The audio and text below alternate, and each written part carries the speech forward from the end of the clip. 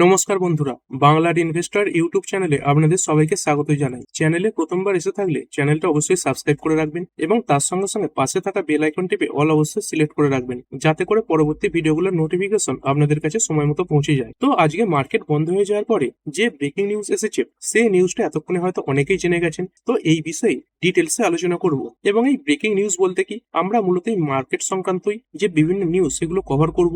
এবং এই ব্রেকিং নিউজের জন্য যদি দেখেন, আমাদের এই যে গিফট নিফটি রয়েছে, এখানে দেখতে পাচ্ছেন 947 পয়েন্টের কাছাকাছি তেজি দেখা যাচ্ছে, 4.22% বাড়া। যে নিফটি ফিফটি আজকের দিনে 22,512-তে ক্লোজিং দিয়েছে, সেখানে সেই ইন্ডিয়ান মার্কেট মানে আমাদের মার্কেটের যদি গিফট নিফটির এই ওয়ান ডে ক্যান্ডেলস্টিক দেখেন, দেখতে পাচ্ছেন আজকের হাই কত লাগিয়েছিল, এই 23,533-এর কাছাকাছি আজকে গিফট নিফটির হাই ছিল। মানে বুঝতে পারছেন প্রায় 1000 পয়েন্টের কাছাকাছি তেজি এই যে গিফট নিফটি এখানে দেখতে পাওয়া যাচ্ছে। আর এতক্ষণে নিশ্চয়ই বুঝতে পেরে গেছেন এই তেজি আসার কারণ কি। এই সময় মার্কেটে এই বেশি প্রেসার কে তৈরি করছে? এই যুদ্ধ রিলেটেড বিভিন্ন খবরেই মানে এই আমেরিকা ইরান এইগুলো থেকে যে আপডেট আসছে, তার কারণের জন্যই মার্কেটে প্রেসার তৈরি হচ্ছে। আর এরকম যে র্যালি এসেছে, মানে এই গিফট নিফটি দেখতে পাচ্ছেন 1000 পয়েন্টের কাছাকাছি বাড়া, এটা দেখে একটা জিনিস আন্দাজ করাই যায় যে এই যুদ্ধ পরিস্থিতি এটা কিছুটা নর্মাল হয়েছে, কিছু ভালো জিনিস ডেভেলপমেন্ট হচ্ছে, তার কারণেই তো এই গিফট নিফটি এটা এত ভালো পারফর্ম করলো। দেখুন, এর আগেও বারবার বলেছি আমাদের মার্কেটে কেমন কি সিচুয়েশন তৈরি হবে, মানে বর্তমান সময়ের কথা বলছি, সেটা সম্পূর্ণভাবে নির্ভর করছে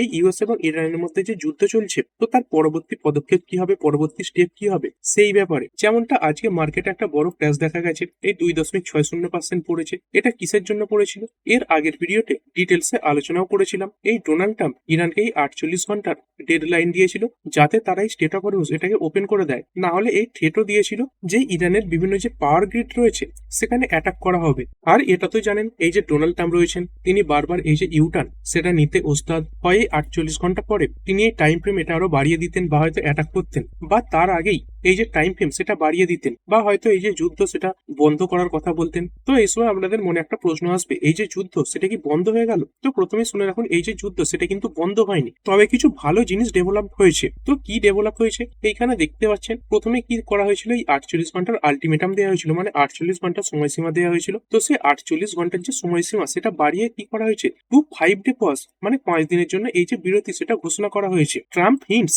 on deescalation amid West Asia conflict. তো ট্রাম্প এই ব্যাপারে কিছুটা বর্তমানে কিন্তু শিথিল হয়েছেন। আর এই সব ব্যাপারে সব থেকে প্রথম ডিটেলস কোথা থেকে পাবেন, এই ট্রাম্পের যে ট্রুথ সোশ্যাল অ্যাকাউন্ট রয়েছে সেখান থেকেই এই সমস্ত ডিটেলস পাবেন। চলুন এই ট্রাম্প তার ট্রুথ সোশ্যাল অ্যাকাউন্টে কি বলেছেন সেটা দেখে নি। তবে এখানে যদি দেখেন, এই গিফট নিফটি যেটা দেখতে পাচ্ছেন একসময় অনেকটা উপরে উঠে গিয়েছিল, সেখান থেকে কিছুটা নিচের দিকেও পড়েছে। তো সেই সব ব্যাপারেও আলোচনা করবো, কেন এতটা বেড়েছিল, তারপরে কেন এই টপ লেভেল থেকে কিছুটা পড়েছে। এইখানে দেখতে পাচ্ছেন ডোনাল্ড ট্রাম্পের যে ট্রুথ সোশ্যাল সেই অ্যাকাউন্ট সেটা ওপেন করে নিয়েছি।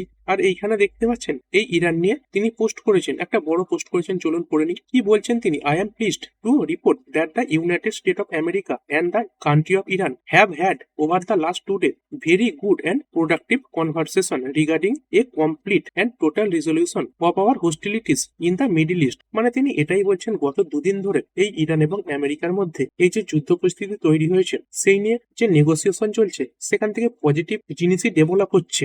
Based on the tenor and tone of this in depth detailed and constructive conversations which will continue throughout the week I have instructed the department of war. তো এই জায়গাটা গুরুত্বপূর্ণ, এখানটা ভালো করে দেখুন। I have instructed the department of war to postpone any and all military strikes against Iranian power plants and energy infrastructure for a 5 day period. মানে তিনি এর আগে বলেছিলেন এই স্টেট অফ হরমুজ এটাকে ওপেন না করলে এই ইরানের যে পাওয়ার গ্রিড রয়েছে এবং তার সঙ্গে সঙ্গে এনার্জি ইনফ্রাস্ট্রাকচার রয়েছে এগুলোর উপর অ্যাটাক করবেন। কিন্তু বর্তমানে তিনি কি করেছেন, এই যে ডিপার্টমেন্ট অফ ওয়ার রয়েছে তাদেরকে নির্দেশ দিয়েছেন, মানে এই যে জিনিসটা সেটাকে পোস্টপোন করার ব্যাপারে। এই 5 দিন এই ইরানের যে এনার্জি ইনফ্রাস্ট্রাকচার তার সঙ্গে সঙ্গে পাওয়ার প্ল্যান্ট এগুলোর উপর কোনো রকম অ্যাটাক না করার নির্দেশ তিনি দিয়েছেন। তারপরে আরো একটা জিনিস তিনি জুড়ে দিয়েছেন, এটা একটু চিন্তার ব্যাপার। দেখতে পাচ্ছেন subject to the success of the ongoing meeting and discussion. মানে এই যে মিটিং চলছে এবং ডিসকাশন চলছে, তো সেইখান থেকে যদি সাকসেসফুল কিছু আউটকাম সামনে আসে, তাহলেই কিন্তু এই যে 5 দিনের সময়সীমা সেটা মানা হবে। তো এই প্রথম দিকে সবকিছুই প্রায় ভালো ছিল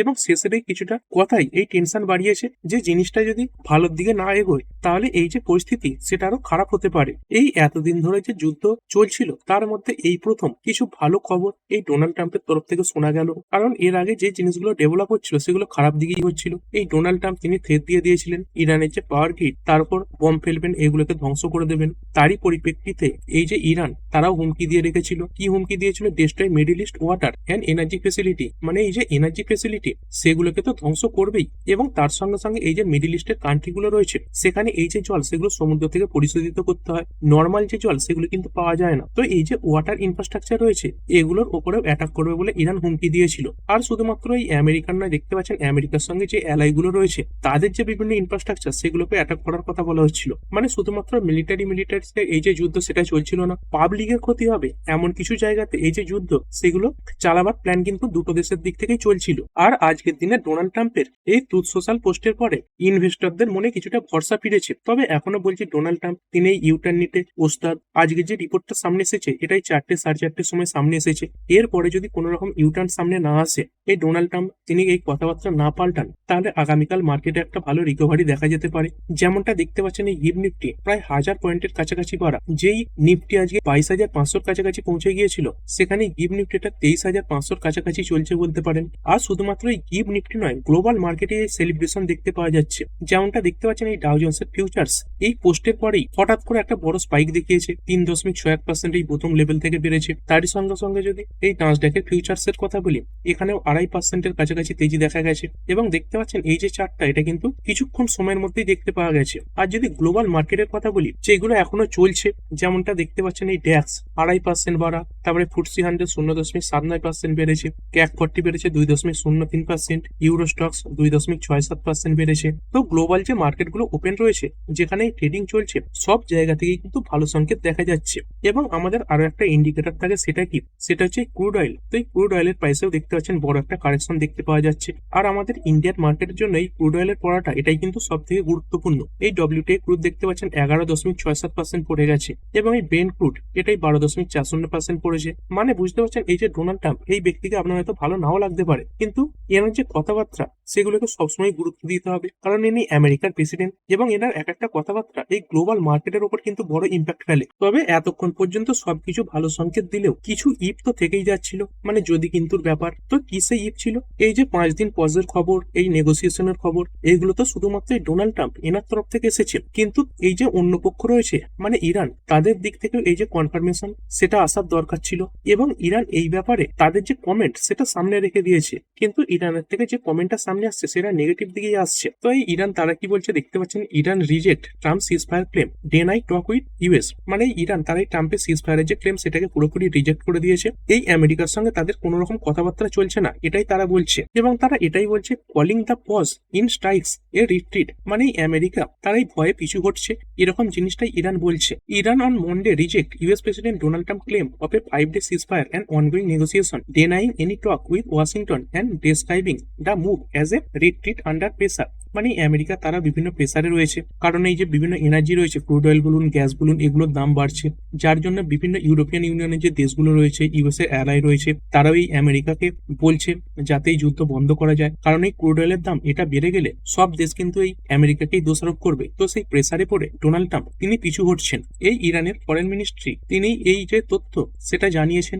মানে ইরান তারা তাদের দিক থেকে এই যে সিজফায়ারের কথা সেটা ডিনাই করেছে। That any negotiation were underway accusing Washington of attempting to buy time. মানে এই আমেরিকা তারা তাদের দিক থেকে এই যে সময় সেটা বার করার চেষ্টা করছে। এবং তারই সঙ্গে সঙ্গে দেখতে পাচ্ছেন এই যে ইরানিয়ান স্টেটলিং মিডিয়া রয়েছে and voice associated with the Islamic Revolutionary Guard Corps, তারাও এটা নিশ্চিত করেছে that no talk had taken place, claiming that the US decision to hold strike reflected fear of retaliation rather than diplomatic progress. মানে এই America তাদের দিক থেকে এই যে যুদ্ধ বন্ধ সেটার জন্য কোনো চেষ্টা করছে না, কোনো ডিপ্লোম্যাটিক প্রোগ্রেসের জন্য এই ট্রাম্প ভাবছে না। শুধুমাত্র তারা একটাই ভয় পাচ্ছে, কারণ এই ইরান তারা বারবার কিন্তু এই যে রিটেলিয়েশন সেটা করে এসেছে। মানে এই আমেরিকা বলুন, ইসরায়েল বলুন, এরা যখনই ইরানের উপর অ্যাটাক করেছে তখন ইরান তার পাল্টা আঘাতও করেছে। এই Ebrahim Rezaei, spokesperson of Iran National Security and Foreign Policy Commission, তিনি কি বলছেন, struck a defiant tone saying the battle continue, মানে এই যুদ্ধ এটা চলবে, and another defeat for the devil, Trump and the United State have once again been defeated. যেই America America তারা আবার পরাজিত হয়েছে এবং তারই সঙ্গে সঙ্গে ইরান এই তথ্যও জানিয়ে দিয়েছে once Hormuz will stay shut amid war threat, মানে এই যে হরমুজ সেটা কিন্তু বন্ধই থাকছে, কোনোভাবেই আমেরিকার যে অ্যালাইগুলো রয়েছে তাদের জন্য এই হরমুজ এটা কিন্তু খুলছে না।